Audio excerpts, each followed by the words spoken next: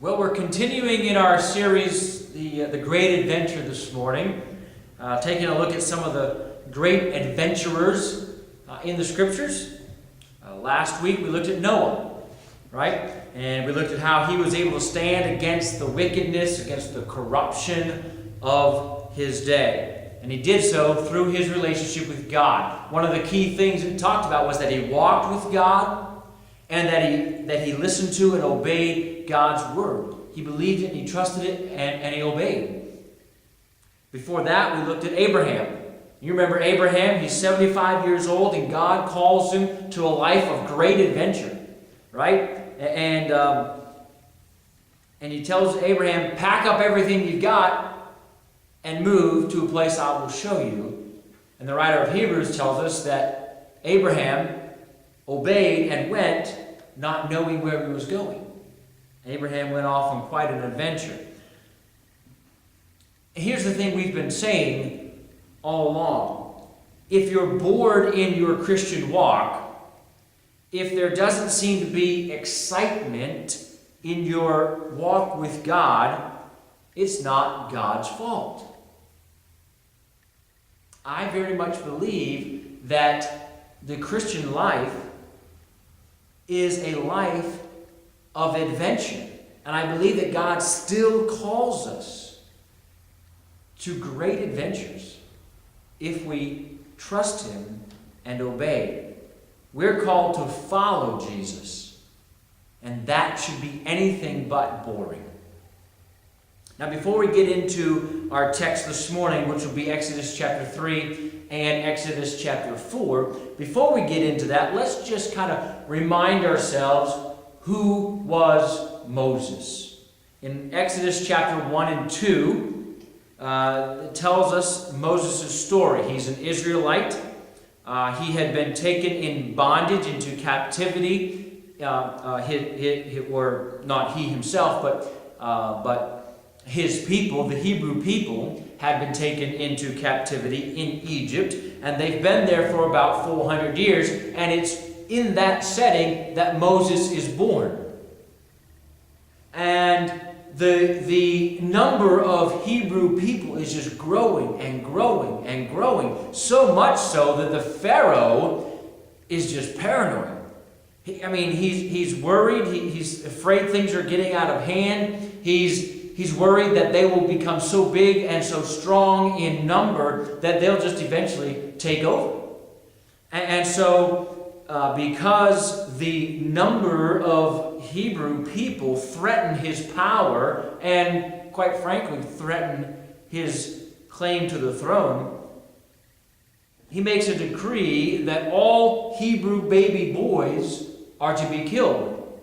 And so it's during this time that Moses is born. Now, just like any other mother, Moses' mother didn't want her baby boy killed. And so she does the only thing she knows to do, and she hides him. But before long, it gets too difficult to hide him. And when she realizes that it's just not possible any longer, she puts him in a basket and she places him along the Nile River where she knows he will be found.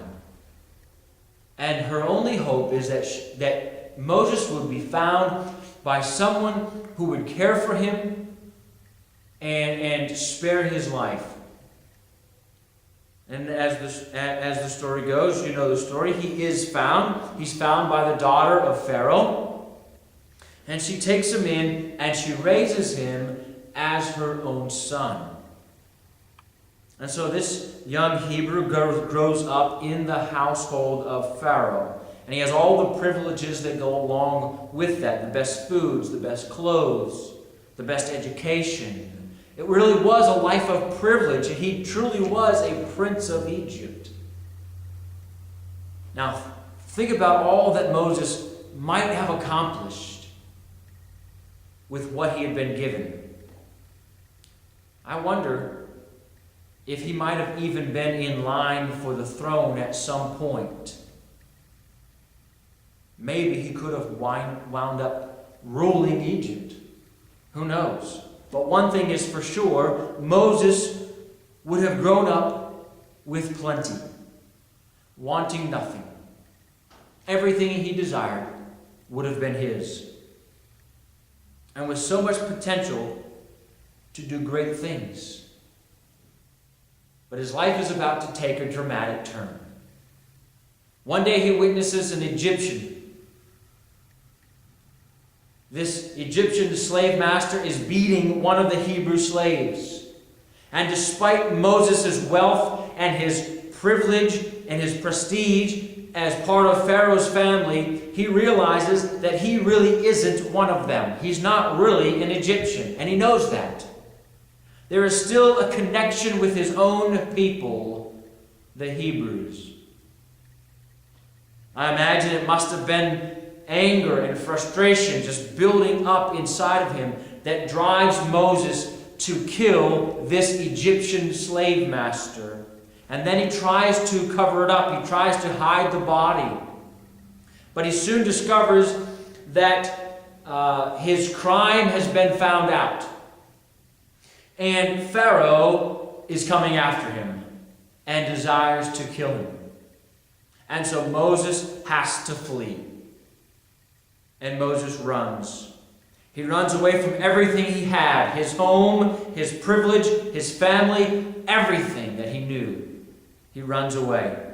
And for the next 40 years, Moses quietly goes about rebuilding his life. He takes a wife and he begins to tend his father-in-law's sheep. He starts over, you might say.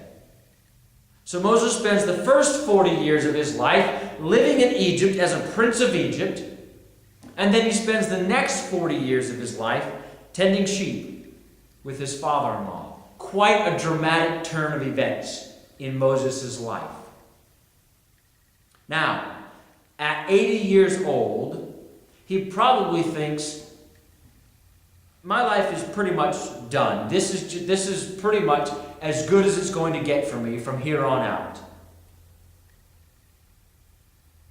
And he probably expected just to live the rest of his days out there, sort of in the desert, just watching sheep. But this brings us to Exodus chapter 3.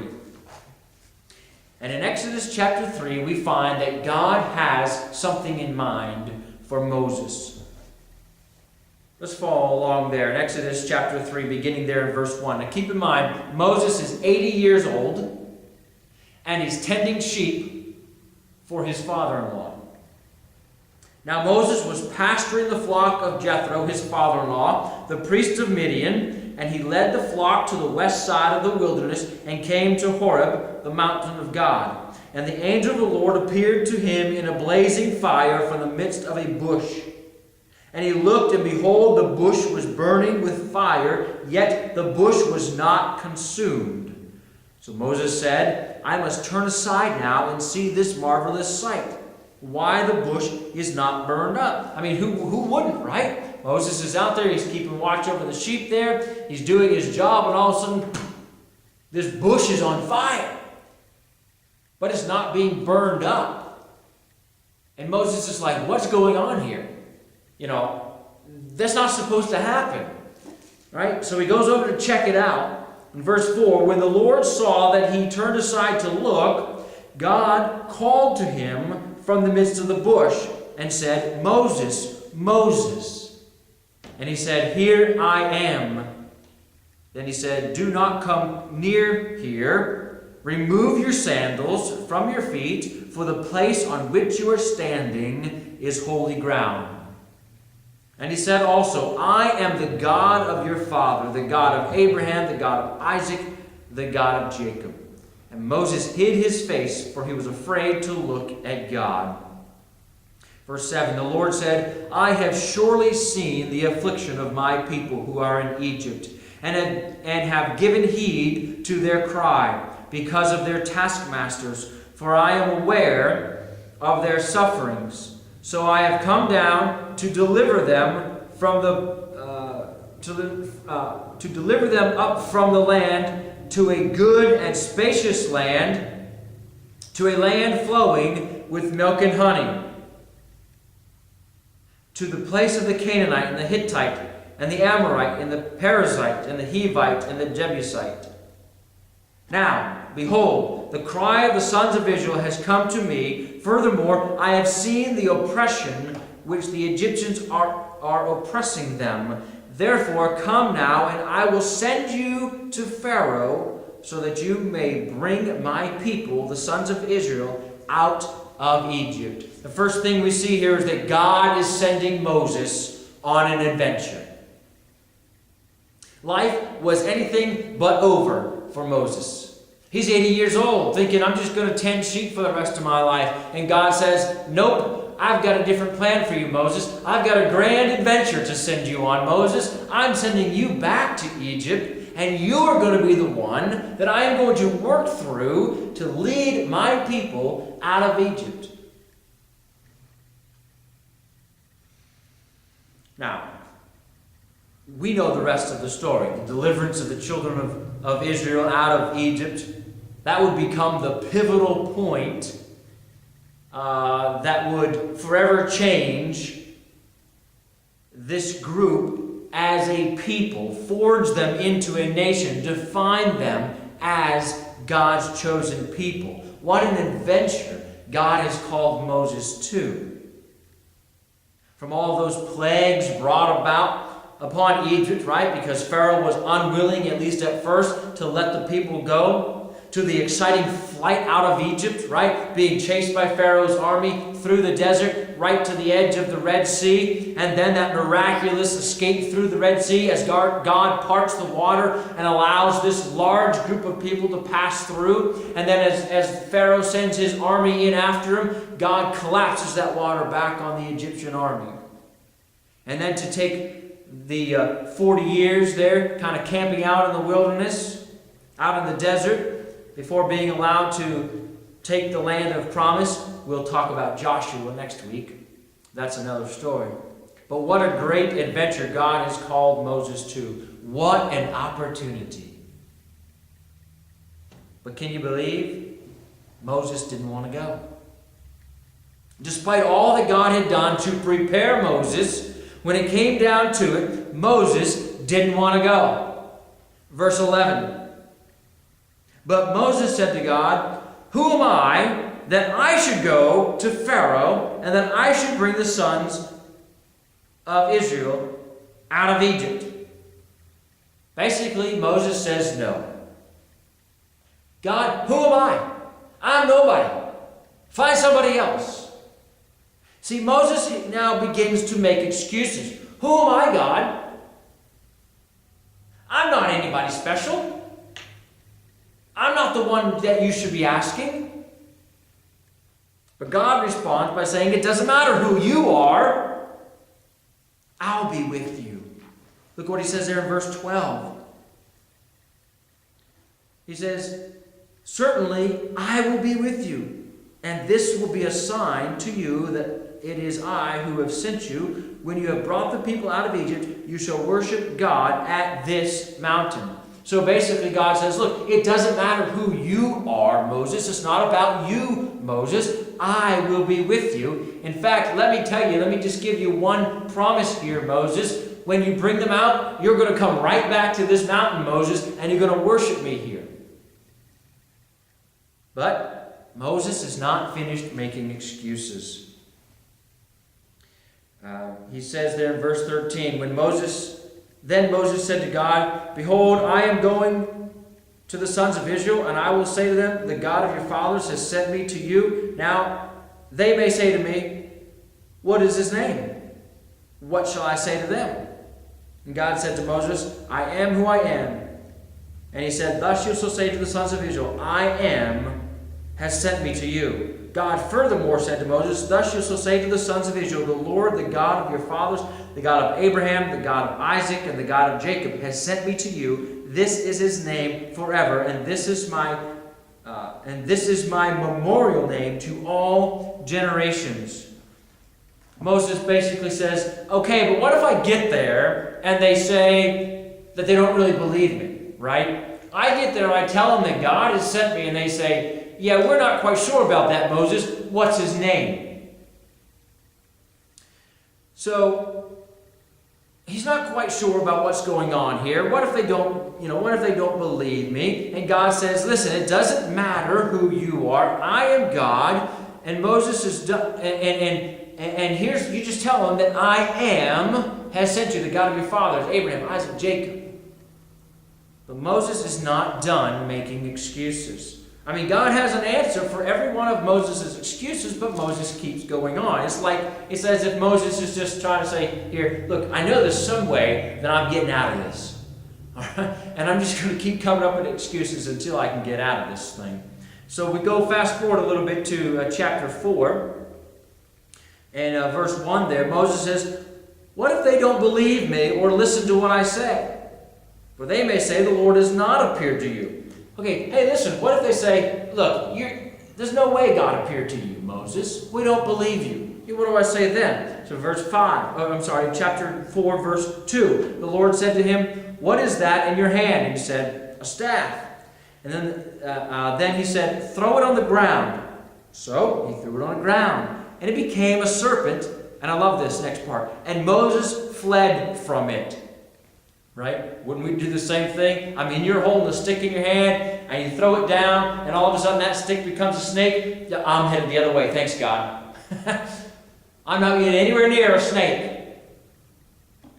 Right? So God says, Moses, you want to keep making excuses here? Listen. What's in your hand? Moses says, it's a staff. It's a stick. I use it to tend the sheep.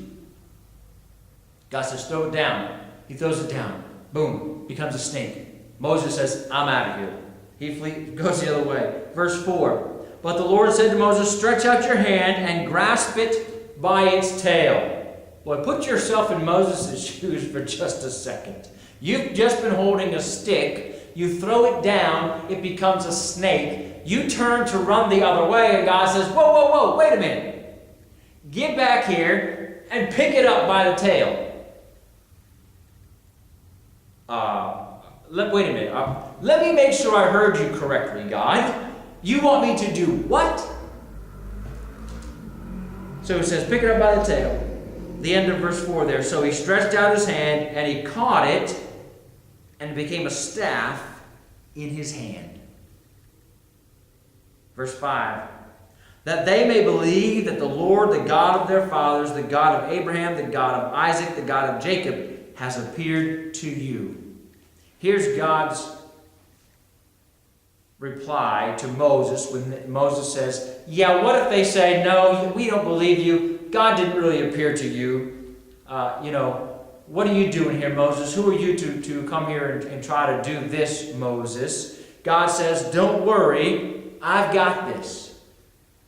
I am going to show my power through you. God's power is going to be working through Moses. And if that wasn't enough, the fact that God showed Moses how he could turn this stick into a snake and back into a stick again, if that wasn't enough to convince Moses, God gives him 2 more signs. But look at his next excuse in verse 10. Moses said to the Lord, please, Lord, I have never been eloquent, neither recently nor in time past, nor since you have spoken to your servant. For I am slow of speech and slow of tongue. Moses just watched God turn a stick into a snake, back into a stick. He just watched God perform 2 more signs. 3 altogether. And Moses says, essentially, sure, you can do that, but you can't fix my mouth. I've got a speech problem. What are you going to do about that, God? Verse 11 and 12. The Lord said to him, who has made man's mouth? Or who makes him mute or deaf or seeing or blind? Is it not I, the Lord? Moses, listen. Who made your mouth? Did you make it? No. It was me, the Lord. I made your mouth. Verse 12.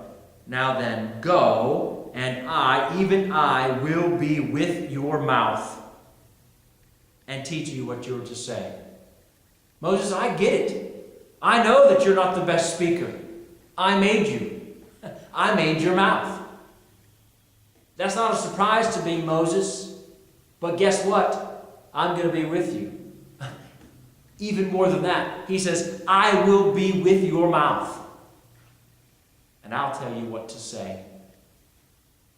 I mean, if you are told point blank by God, I will tell you what to say,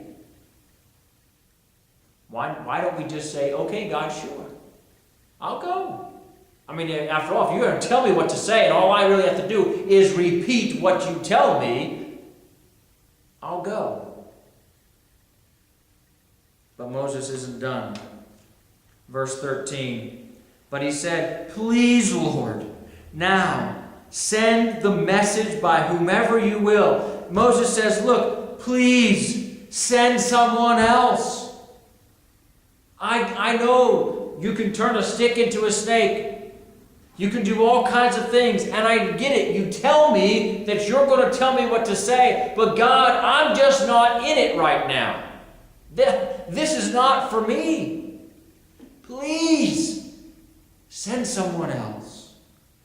And by this time, God's getting pretty angry with Moses. I mean, Moses is just coming up with one excuse after another, and they're getting pretty lame. Okay? They're getting pretty lame. And God's getting angry. Verse 14 of Exodus chapter 4. Then the anger of the Lord burned against Moses, and he said, is there not your brother Aaron the Levite? I know that he speaks fluently. Moses, do you know your brother? I know that he can speak well. He goes on. And moreover, behold, he is coming out to meet you. When he sees you, he will be glad in his heart. Now you are to speak to him and put the words in his mouth, and I, even I, will be with your mouth and his mouth, and I will teach you what you are to do. God's getting pretty angry here with Moses. And he says, Moses, you want me to send someone else?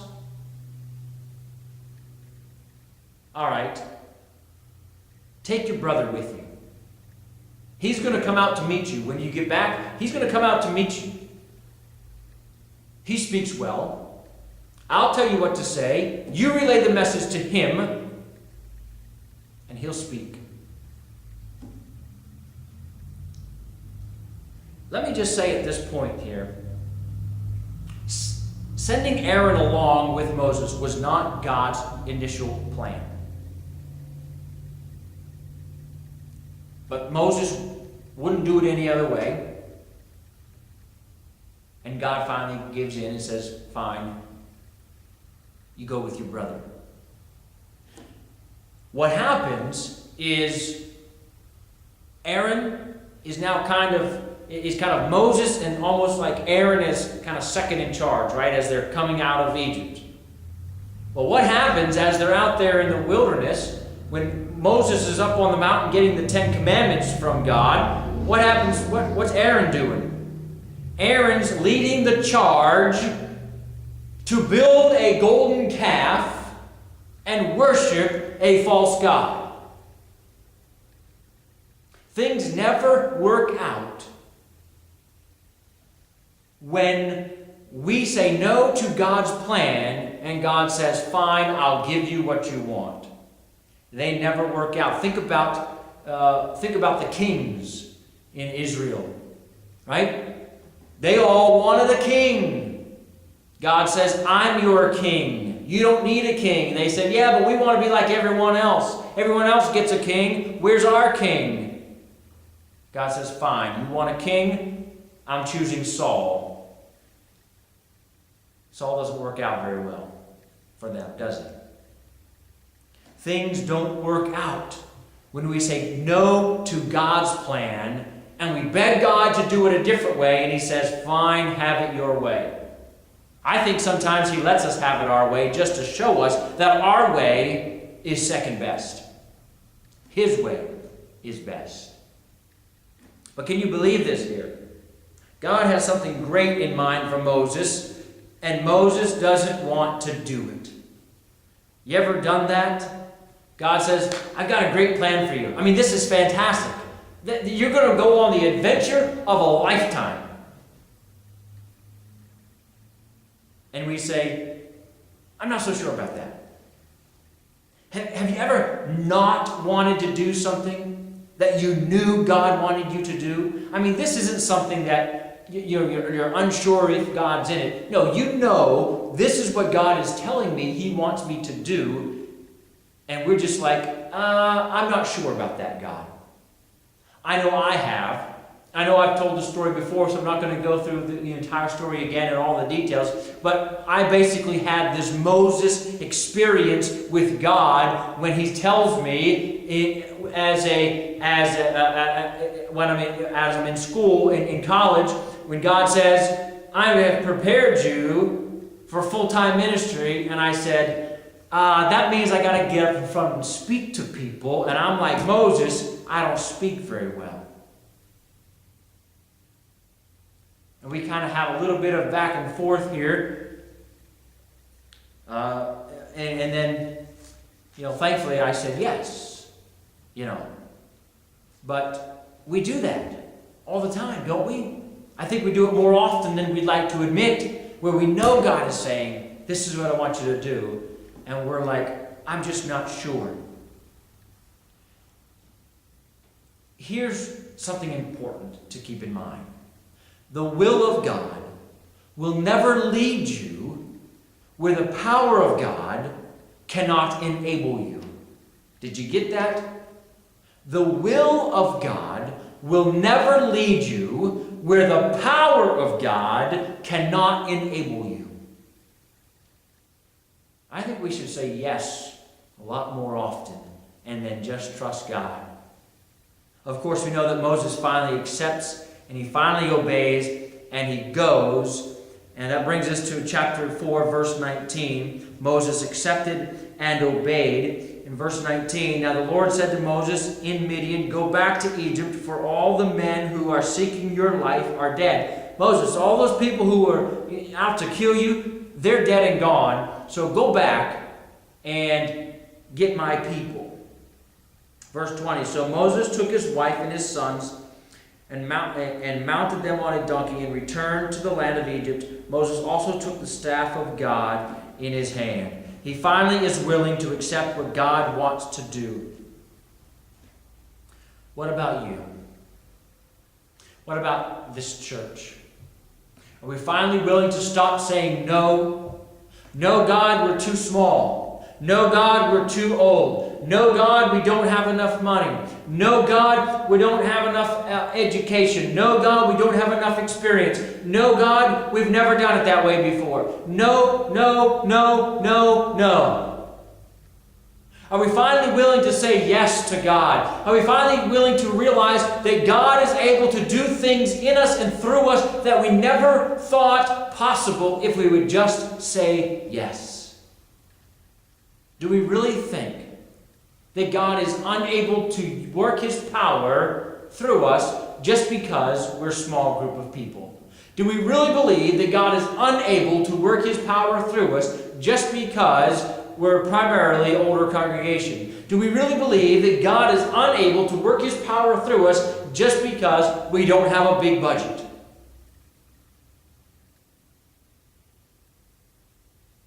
If you really believe that, you serve a small God. I want to ask you, is God calling you this morning to take some action?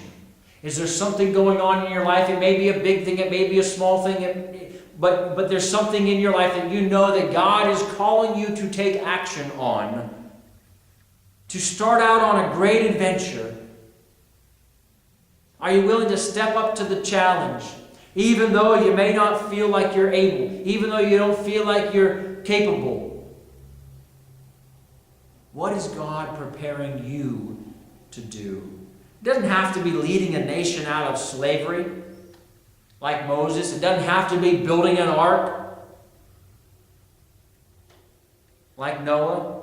It doesn't have to be leaving home and going to a foreign land and making your home there like Abraham. It could be just visiting someone who hasn't been to church in a while. It could be just sending an encouraging note to somebody.